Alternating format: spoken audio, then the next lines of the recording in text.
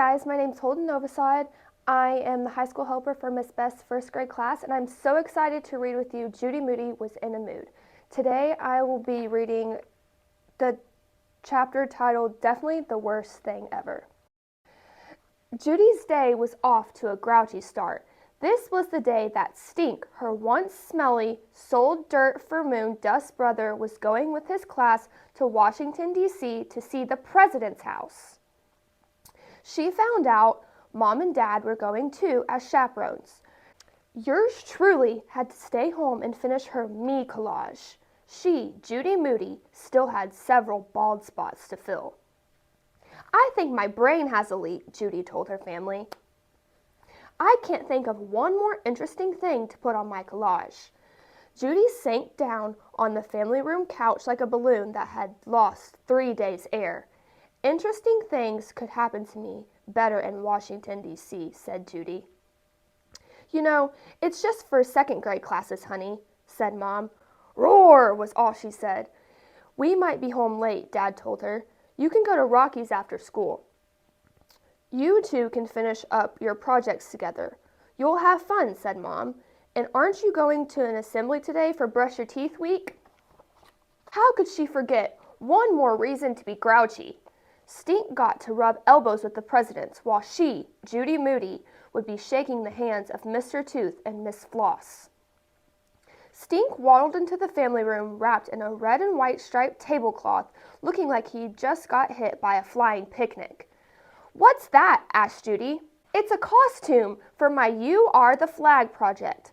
I'm the flag. Stink. You're not supposed to be the flag. You're supposed to tell what the flag means to you. To me, it means I am the flag. What's on your head? A hat. See, each star is a state, like on the flag. There's one for all 48 states. Guess what? There are 50 states, Stink. Nuh-uh, I counted. I crossed them off on my map. Count again, Judy said. You probably forgot about Hawaii and Alaska. Do you think the president will notice? Asked Stink. Stink, the president just about made the states. He'll notice. Okay, I'll stick 2 more on. Every other second grader writes a flag poem or draws a picture for You Are the Flag. My brother's a human flag. What's wrong with that? You look like a star-spangled mummy and walk like a banana. That's what. I get to see a room where everything is made of real gold, even the curtains and bedspreads. Heather Strong says the lamps are made of diamonds. Heather Strong lies, said Judy. It was no use. She would have to change her me collage. Frank's birthday party was no longer the worst thing ever. Frank Pearl ate paste for a dare, and he gave her a baby food jar with 6 ants and a fly for jaws. Not meeting the president of her own United 50 States was absolutely and positively the worst thing that ever happened. Her whole family, including her brother, the human flag, was going to Washington, D.C., while she, Judy Moody, would be listening to a talking tooth. I really enjoyed reading with you guys today. Stay tuned for Miss Best.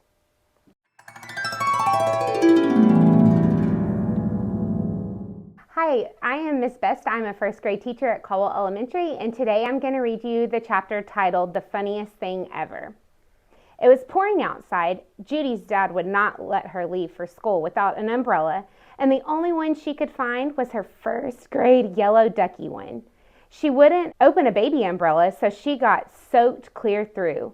The sun is probably shining over the president's house this second, Judy thought. She felt like a bike left out in the rain. Frank wants to come over after school too, Rocky told her on the bus, and I have a brand new $10 bill from Nene. We can go to Vic's after school and buy something really rare.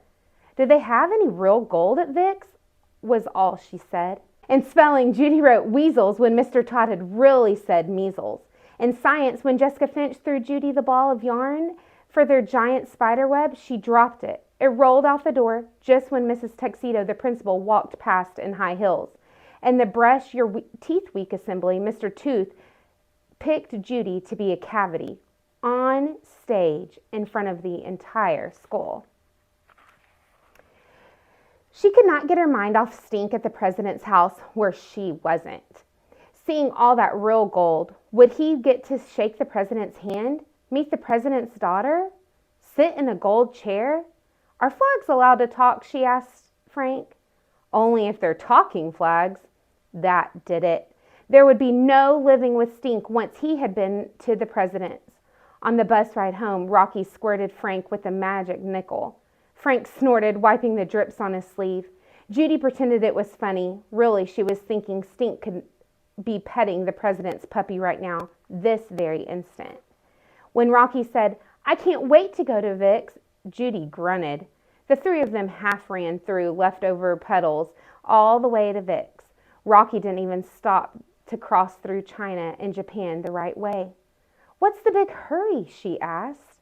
"I need something," said Rocky, "but there's only one left, and I want to make sure I get it," he said. When they got to Vic's, Rocky went straight to the counter. "Over here," Rocky told him. "There's still one left." Judy stood on tiptoes to look in the box on the top of the counter. Lying in the bottom was a hand, a person's hand. Judy almost screamed. Frank almost screamed too. Then they realized it was made out of rubber. "What do you think?" asked Rocky. "Rare," says Judy. "Ace," said Frank. "It looks so real. Fingernails and everything." Rocky bought the hand and 3 fireballs. "What are you going to do with your hand?" Frank asked. "I don't know," said Rocky. "I just like it." When they got to Rocky's house, Judy tried to work on her me collage, but she was not in a funniest thing ever mood. All of the funny stuff that had ever happened to her seemed to have gotten up and left, marched right out of her own brain like a line of ants from a picnic. Rocky showed Judy and Frank his finished collage. "Here's Thomas Jefferson in the window of my house for where I live. I cut him out of play money." "That's good," said Frank, "for Jefferson Street." "The piece of cloth is part of my sling from when I broke my arm. The worst thing ever." "And here's the toilet paper roll for the TP Club, a secret club I'm in," said Rocky, glancing at Julie. "What kind of club has toilet paper?" asked Frank. "If I tell you, it won't be a secret." "Who's this?" Frank asked, Rocky pointing to a lizard. "Houdini, my favorite pet." "And who's that guy walking through a brick wall?" Frank asked. "That's my favorite part. My mom made a copy of a picture of the real Harry Houdini from the library book." Judy touched a clump of garlic. "Are you trying to scare away vampires or something?" "That's from one time when I ate a whole thing of garlic by mistake. The funniest thing ever was that I stunk like a skunk for a week." "Like Jaws when it ate that hamburger," said Frank. "Like Stink when he takes his smelly shoes off," said Judy. "Is this you?" Frank asked. "That's me in my magician hat making a fishbowl disappear." "Too bad you can't make Stink disappear," said Judy. "Too bad I'm done," said Rocky. "It would have been really funny to put the rubber band in my collage." That's when it happened, and an idea. The funniest of all funnies. It orbited Judy's head and landed like a spaceship, the way good ideas do. "Rocky, you're a genius! Let's go to my house," Judy said, "and bring the hand." "You're not a genius," said Rocky. "Nobody's home at your house. We could get into all kinds of trouble." "Exactly," said Judy. "Come on, there's a key hidden in the gutter pipe." "Did you forget something?" asked Frank. "Yes," said Judy. "I forgot to play a trick on Stink." Once inside, Judy raced around her house looking for the perfect spot to leave the hand, a place where Stink would be sure to find it right away. The couch? Today's aquarium? The refrigerator? Under his pillow? The bathroom! In the downstairs bathroom, Judy lifted the toilet seat just a crack and perched the hand there, its fingernails hanging over the edge. "It looks real," says Rocky. "This will scare the president right out of him," said Judy. "For sure."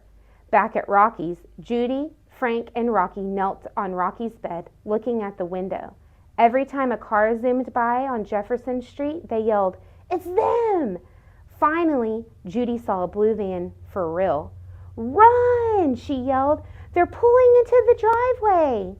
Stink was so excited, telling Judy, Rocky, and Frank all about the president's house that Hawaii and Alaska fell off of his hat. Why doesn't he go to the bathroom, Judy thought. There's a movie theater, I swear, inside the president's house. A room with a secret door. No lie. Even a clock that tells you when it's time to take a bath, said Stink. Rare, said Judy. You need one of those. Go into the bathroom, Stink, she wished silently. As if he had heard, Stink stopped his story, balancing his hat on his head. He walked into the bathroom and shut the door behind him. The lock clicked. Mom and Dad asked Judy about the Mr. Tooth assembly, but her ears were tuned to the bathroom. Ah! Screamed Stink. He burst out of the bathroom, hat crashing to the floor, stars flying. Hey, Dad! Mom! There's somebody in the toilet! Judy, Moody, Rocky, and Frank Pearl fell on the floor laughing. I really enjoyed reading to you today. Stay tuned for tomorrow for your next guest reader.